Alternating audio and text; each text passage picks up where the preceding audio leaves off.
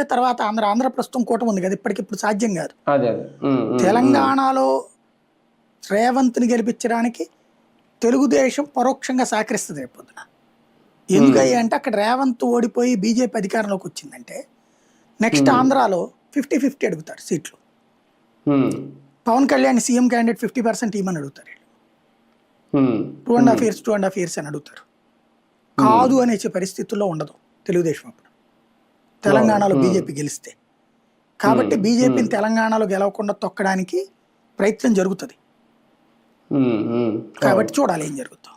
Sir final గా నిజంగా నితిన్ నబీన్ నిర్ణయం తీసుకోక ముందు చాలా మంది పేర్లు అయితే వినిపించారు. నిజంగా వాళ్ళందరి పేర్లు పరిశీలన తీసుకున్నారా? అదొక ప్రచారం మాత్రం. బీజేపీ అధినాయకత్వం అట్లాంటి పేర్లు వాళ్ళు ఏం పరిశీలిస్తున్నారో ఎప్పుడు బయటికి రాదండి. ఇవన్నీ మీడియాలో మన ఊహాగానాలు.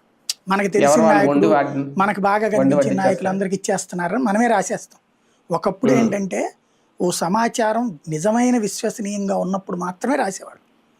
ఇప్పుడు రాసేసి అదే విశ్వాసం అనుకోని చెప్తున్నారు. మోడీకి సంబంధించి మంత్రివర్గంలో పేర్లు ఎవరికన్నా తెలిసిందే? చెట్ట చివరి శాఖం దాకా నాకు బాగా ఒక ఇది విన్నా నేను. ఢిల్లీలో 3 ఢిల్లీలోనే ఉన్నారు మనోళ్ళు. సీఎం రమేష్, పురంధేశ్వరి, వర్మ కుటుంబాన్ని కూడా తీసుకుపోవాలా.